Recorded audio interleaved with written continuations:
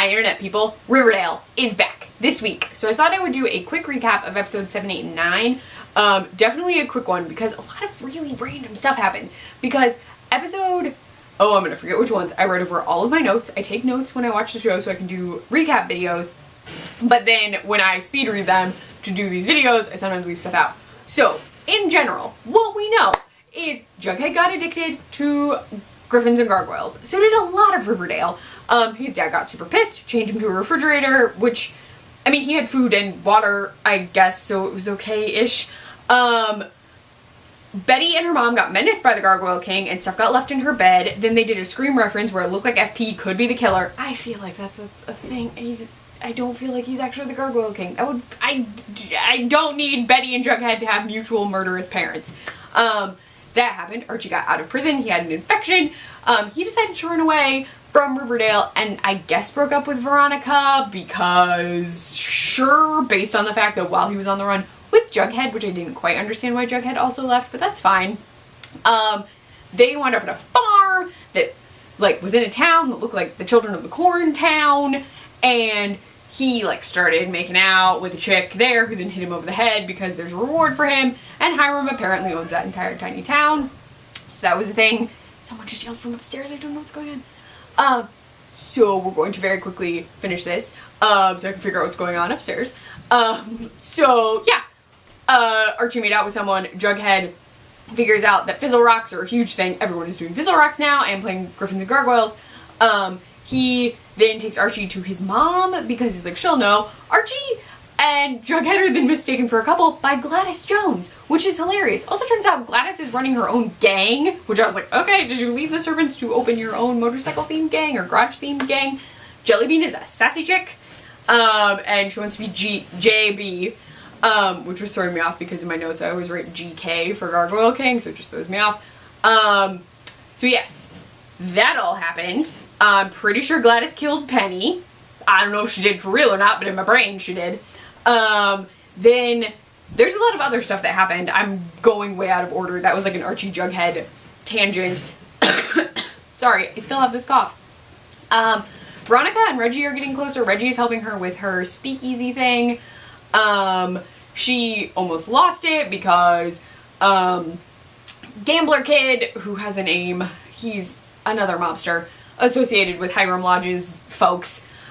He was like, I'll help you with a casino thing, and then was gonna rob the house, and so Veronica double-crossed him through information from Highr'd, who is a terrible, terrible person. I don't think he's the Gargoyle King, solely based on the fact that either the suit was in his room or the actual Gargoyle King is at a certain point. I don't think he's the Gargoyle King. I think he's working with him. I don't think he is.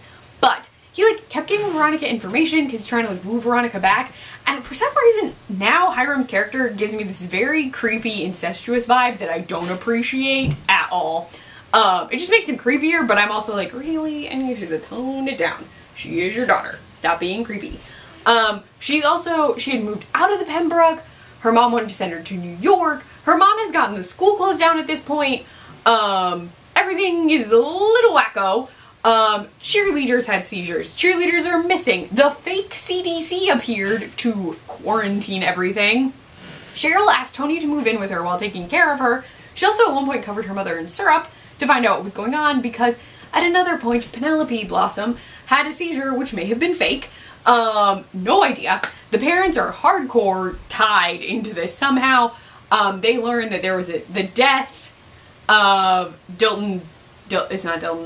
Daryl, a doily, a different one, may have been a suicide or a murder.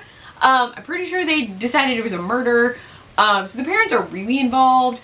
Betty wound up at the Sisters of Quiet Mercy with Ethel, where they're dosing the people with Fizzle Rocks. Fizzle Rocks is a big deal, apparently.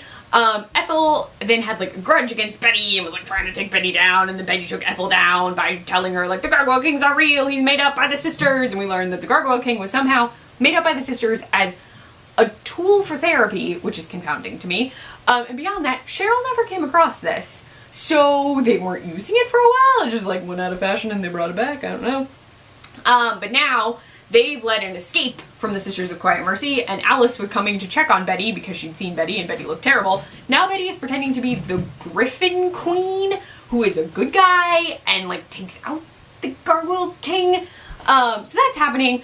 But also, Riverdale's under quarantine because of magic seizure nonsense. A lot has happened. A lot is very random.